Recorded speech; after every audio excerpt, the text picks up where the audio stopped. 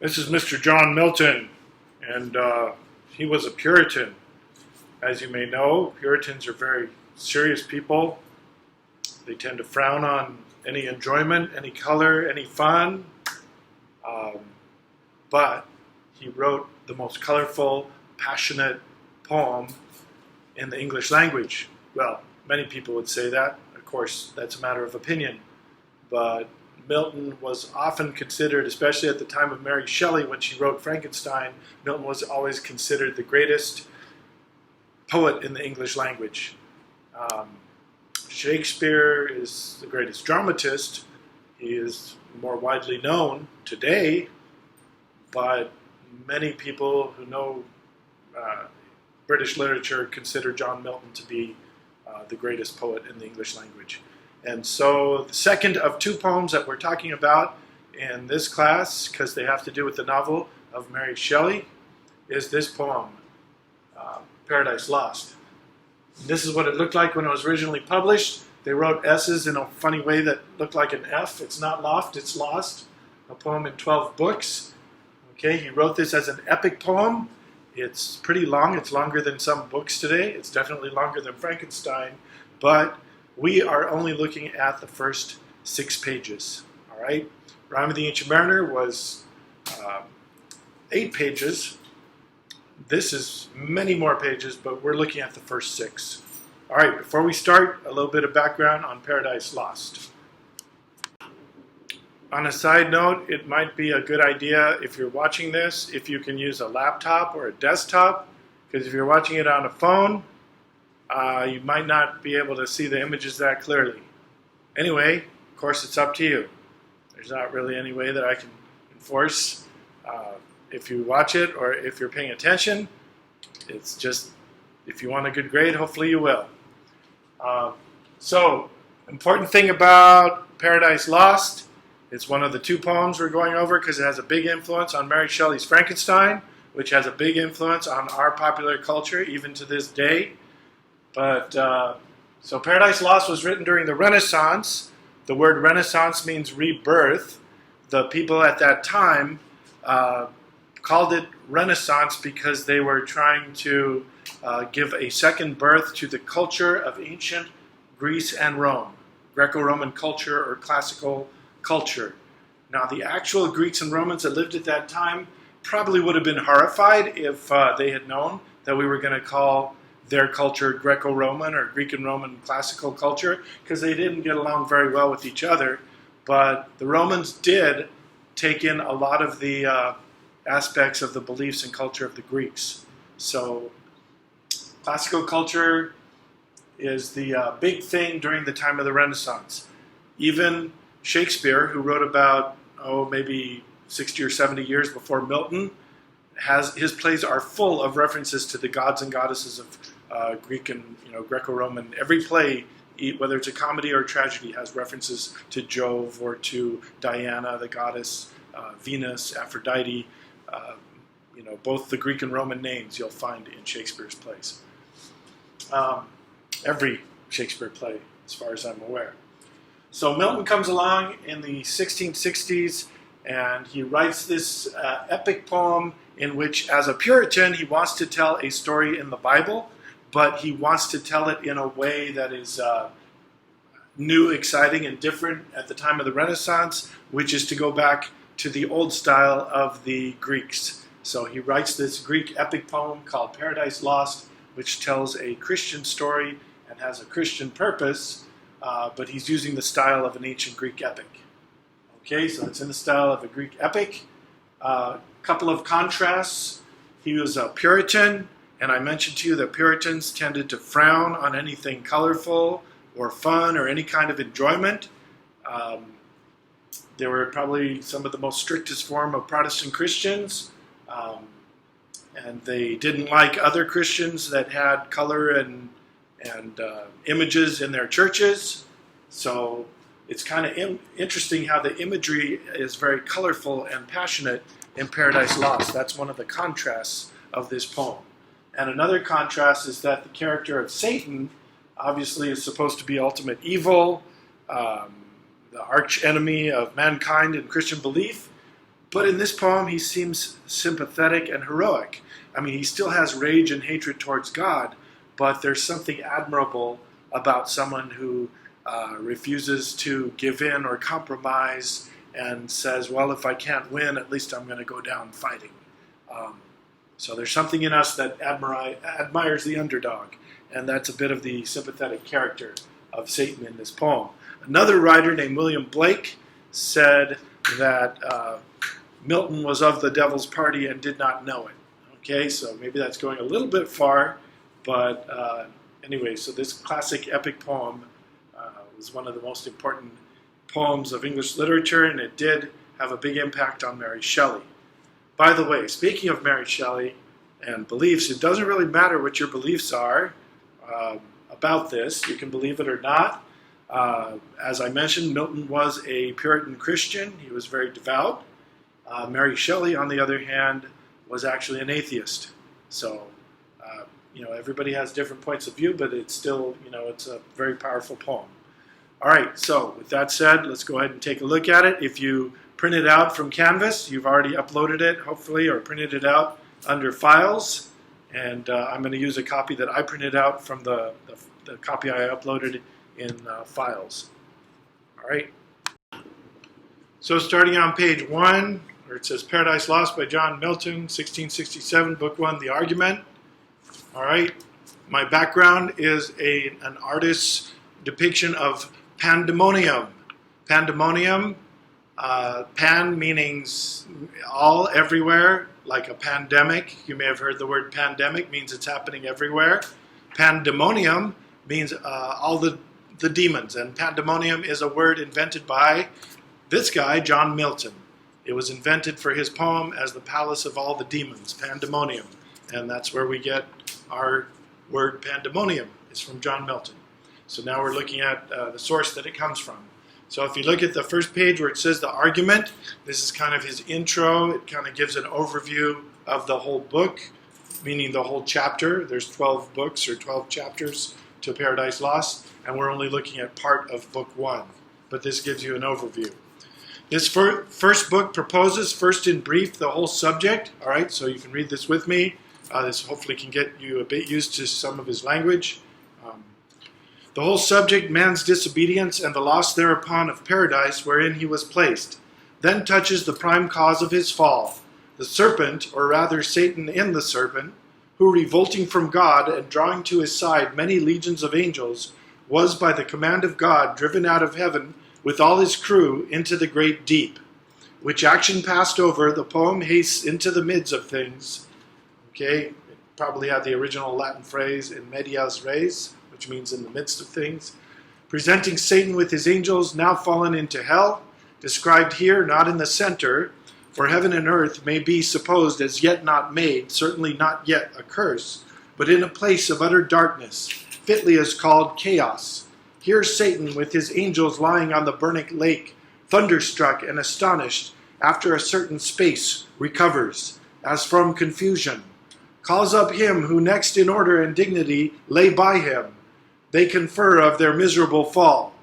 Okay, it's talking about Satan's number 2 demon. Satan is number 1 in hell. His number 2 demon is a guy whose name you might have heard from a classic rock and roll song, Beelzebub. All right, and the classic rock song I'm referring to is Bohemian Rhapsody by Queen. All right, they have a song where it's Beelzebub has a devil put aside for me, for me, for me. Then they play the guitar. You might be familiar with it. If you're not familiar with it, that was probably the weirdest part of this whole presentation. But all right, going on. So we're now in the middle of this paragraph where it says the argument. Okay, so it says, calls up him who next in order and dignity lay by him. They confer of their miserable fall. Satan awakens his legions who lay till then in the same manner confounded. They rise, their numbers array of battle, their chief leaders named, according to the idols known afterwards in Canaan and the countries adjoining. To these Satan directs his speech, comforts them with hope of yet regaining heaven, but tells them lastly of a new world and a new kind of creature to be created. according to an ancient prophecy or report in heaven. For that, angels were long before this visible creation was the opinion of many ancient fathers. Okay, so the part at the end of this book, which we're not referring to, it talks about how a new kind of creature is going to be created. All right, anybody want to guess what that creature is? Anybody? Anybody? Yes, what about you back there? You're absolutely right. Man, or man and woman, people, humanity. That's the new kind of creature to be created.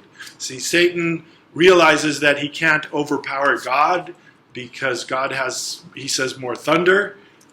It's interesting how he portrays God as kind of a bully, and he's kind of jealous of his power, and he just keeps wanting to hurt him no matter what. And you can see how the creature in the novel in Frankenstein identifies with Satan's desire to turn against and hurt his creator. And Satan cannot win in a direct attack on God, so his best strategy is to go after these weak, pathetic creatures on planet Earth that God loves. All right? So that's Satan's strategy. And again, you may realize that that's how the creature identifies with Satan in the novel, identifies with Satan in the poem, in Frankenstein, because his way of getting back at his creator is not to kill Victor, but to kill everybody that Victor loves, to go after one after the other. All right, so that's what's going on here. All right, the last part of the introduction, the argument, where it says, tells them lastly of a new world, okay, new kind of creature to be created. All right, the last 3 lines. To find out the truth of this prophecy and what to determine thereon, he refers to a full council. What his associates thence attempt.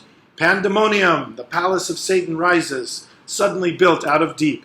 The infernal peers there sit in council. And there is the image of the artist's idea of pandemonium, this big palace that rises up with all the demons. All right, so let's take a look at the actual poem now.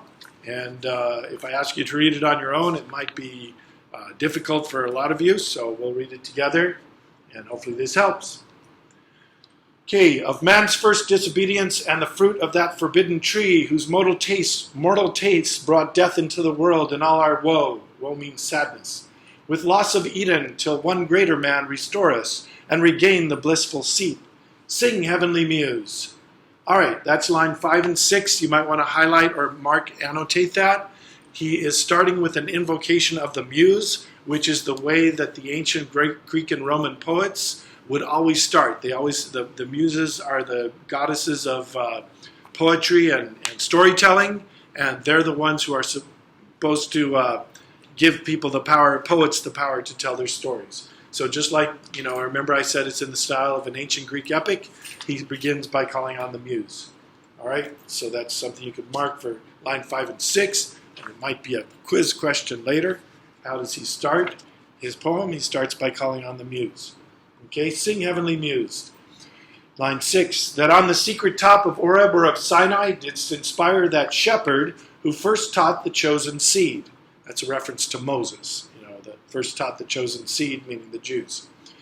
In the beginning, how the heavens and earth rose out of chaos, or if Sion hill delight thee more, and Siloa's brook that flowed fast by the oracle of God, I thence invoke thy aid to my adventurous song, that with no middle flight intends to soar above the Aeonian mount, while it pursues things unattempted yet in prose or rhyme. And chiefly thou, O Spirit, that dost prefer before all temples the upright heart and pure, instruct me, for thou knowest, thou from the first was present, and with mighty wings outspread, dove-like satst brooding on the vast abyss, and madest it pregnant. What in me is dark, illumine, what is low, raise and support, that to the height of this great argument I may assert eternal providence and justify the ways of God to men. Okay, so if this was a paper, that would be like his intro paragraph, and it ends with a thesis statement. He tells what his purpose is in writing this paper. He wants to assert providence and justify the ways of God to men. Okay, so he's telling a story that people kind of already know, but he's telling it in a new dynamic way, which is the style of a Greek epic. Say first, for heaven hides nothing from thy view, nor the deep tract of hell. Say first what cause moved our grandparents, that refers to Adam and Eve, in that happy state, favored of heaven so highly, to fall off from their Creator, and transgress his will for one restraint, lords of the world besides? Who first seduced them to that foul revolt? The infernal serpent. He it was whose guile, stirred up with envy and revenge, deceived the mother of mankind. Okay, Eve in the garden, approached by, it's the story in the Bible, approached by the serpent, Satan in the serpent. Deceived the mother of mankind. What time his pride had cast him out from heaven with all his host of rebel angels, by whose aid aspiring to set himself in glory above his peers, he trusted to have equaled the Most High, if he opposed, and with ambitious aim against the throne and monarchy of God, raised impious war in heaven, and battle proud with vain attempt. Him the almighty power hurled headlong flaming from the ethereal sky, with hideous ruin and combustion down to bottomless perdition, there to dwell in adamantine chains and penal fire, who durst defy the omnipotent to arms. There's a lot of D's and B's and P's, a lot of explosive sounds, and Milton does that on purpose, so you get this image of this big creature being thrown out of heaven and landing down in hell with violence. Okay. Who durst defy the omnipotent to arms. 9 times the space that measures day and night to mortal men, he with his horrid crew lay vanquished, rowling in the fiery gulf, confounded though immortal. Okay, so here's an artist's depiction of Satan being thrown down in this part of the poem. Okay, so it says, confounded though immortal, but his doom reserved him to more wrath. For now the thought both of lost happiness and lasting pain torments him. Round he throws his baleful eyes that witness huge affliction and dismay, mixed with obdurate pride and steadfast hate. At once, as far as angels can, he views the dismal situation, waste and wild, a dungeon horrible, on all sides round as one great furnace flamed, yet from those flames no light, but rather darkness visible, served only to discover sights of woe, regions of sorrow, doleful shades where peace and rest can never dwell. Hope never comes that comes to all, but torture without end still urges in a fiery deluge, fed with ever-burning sulfur unconsumed. Such place eternal justice had prepared for those rebellious. Here their prison ordained in utter darkness, and their portion set, as far removed from God and light of heaven, as from the center thrice to the utmost pole. Oh, how unlike the place from whence they fell! There the companions of his fall, o'erwhelmed with floods and whirlwinds of tempestuous fire, he soon discerns, and weltering by his side, one next himself in power and next in crime, long after known in Palestine, and named Beelzebub, to whom the archenemy, and thence in heaven called Satan, with bold words, breaking the horrid silence, thus began. Okay, so this is on the 3rd page after the first break near the top. You can make a little note on the side here. This is Satan speaking to Beelzebub. Okay, and then the next part is going to be Beelzebub replying. So here's an artist's depiction of Satan talking to Beelzebub. Beelzebub's still kind of getting up and, oh, what happened? And up here Satan talking to him and saying, dude, come on, get up. All right, or something like that from how they would say it at that time. Okay. If thou beest he, but oh, how fallen, how changed from him who in the happy realms of light, clothed with transcendent brightness, didst outshine myriads, though bright. If he who mutual league, united thoughts and counsels, equal hope and hazard in the glorious enterprise, joined with me once, now misery hath joined, in equal ruin. Into what pit thou seest, from what height fallen, so much the stronger proved he with his thunder. Until then, who knew the force of those dire arms? Yet not for those, nor what the potent victor in his rage can else inflict, do I repent or change. Though changed in outward luster, that fixed mind and high disdain, from sense of injured merit, that with the mightiest raised me to contend, and to the fierce contention brought along innumerable force of spirits, armed, that durst dislike his reign, and me preferring. Okay, he's talking about how he brought some other angels with him to turn against God. And me preferring his utmost power with adverse power opposed in dubious battle on the plains of heaven, and shook his throne. What though the field be lost? All is not lost. The unconquerable will and study of revenge, immortal hate, and courage, never to submit or yield. And what is else not to be overcome? That glory shall his wrath or might, never shall his wrath or might extort from me. To bow and sue for grace with suppliant knee, and deify his power, who from the terror of his arms so late doubted his empire? That were low indeed. That were an ignominy and shame beneath this downfall, since by fate and strength of gods and this imperial substance cannot fail, since through experience of this great event, in arms not worse, in foresight much advanced, we may with more successful hope resolve to wage by force or guile eternal war, irreconcilable to our grand foe, who now triumphs, and in the excess of joy, sole reigning holds the tyranny of heaven. So spake the apostate angel, though in pain, vaunting aloud, but racked with deep despair. And him thus answered soon his bold compeer. How did I get over here? Why am I on this side? Because this is now Beelzebub talking to Satan in this part of the poem. So I'm at a different angle. So Beelzebub says back to Satan, O prince, O chief of many throned powers that led the embattled seraphim to war, under thy conduct and in dreadful deeds, fearless endangered heaven's perpetual king, and put to proof his high supremacy, whether upheld by strength or chance or fate, too well I see and rue the dire event, that with sad overthrow and foul defeat hath lost us heaven, and all this mighty host in horrible destruction laid thus low, as far as gods and heavenly essences can perish, for the mind and spirit remains invincible, and vigor soon returns, though all our glory extinct and happy state here swallowed up in endless misery.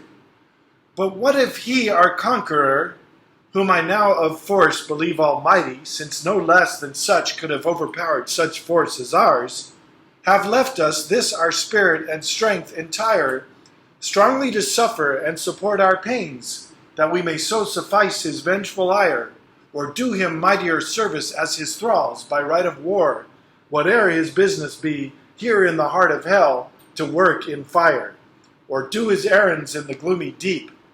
What can it then avail, though yet we feel strength undiminished, or eternal being to undergo eternal punishment? Okay, so he ends his question on line 155, and you can annotate right here that he's asking Satan, what if by fighting against God, all we're doing is helping him to fulfill his plan? All right? He's playing devil's advocate. Get it? Devil's advocate? No, never mind.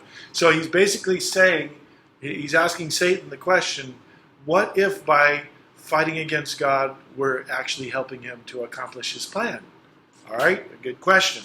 So the next part is Satan answering his question. All right? So Satan's talking back to him now. Fallen cherub, to be weak is miserable, doing or suffering. But of this be sure, to do aught good never will be our task, but ever to do ill our sole delight, as being the contrary to his high will whom we resist.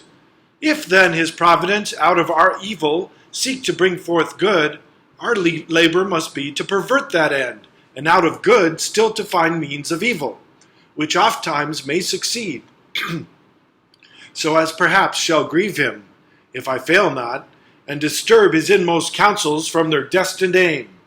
Okay, so that's basically Satan's answer to Beelzebub's question, is that if he brings good out of our evil, then we're just going to keep bringing more evil out of his good.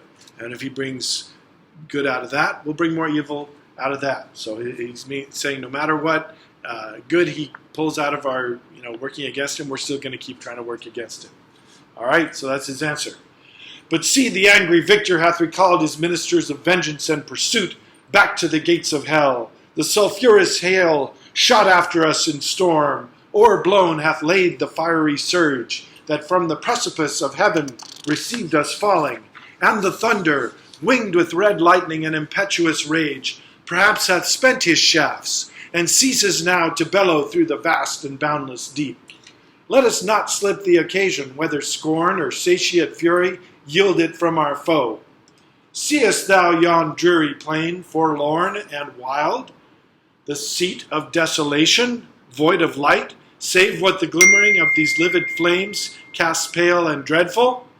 Thither let us tend, from off the tossing of these fiery waves, there rest, if any rest can harbor there, and reassembling our afflicted powers, consult how we may henceforth most offend our enemy, our own loss, how repair, how overcome this dire calamity, what reinforcement we may gain from hope, if not, what resolution from despair. Okay, so he's saying we're going to go over somewhere and figure out what they're doing to try to get resolution to fight against God. Okay, the next part here on the 5th page, I think we can probably skip over. You can read it if you'd like. I mean, it's beautiful poetry. It makes reference to a lot of the Greek gods and goddesses, Titanian, Typhon, Leviathan. It was also mentioned by the philosopher Thomas Hobbes. So it kind of like compares Satan to like these giant sea creatures rolling around in the ocean.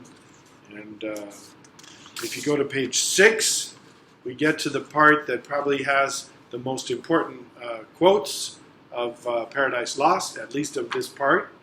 And some of the most quoted lines are on page 6 here. So we'll read through this and I'll mention what those are. Okay, so it talks about that section where Satan is still rolling around in the smoke. After the break here on the last page, on page 6, we'll start right there. Here's one last image for you, another illustration of an artist showing what it's like Satan in the depths of hell with all his demons. And in Frankenstein, the creature compares himself to Satan. He's turning against his creator.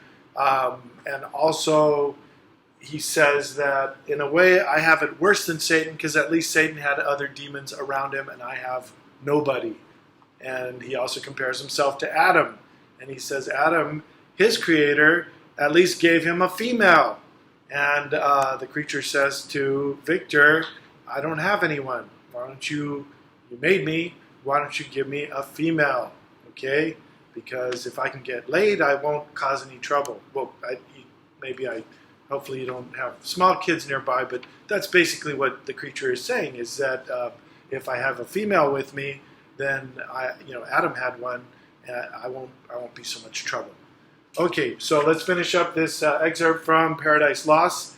Is this the region, this the soil, the clime, said then the lost archangel? This the seat that we must change for heaven? This mournful gloom for that celestial light?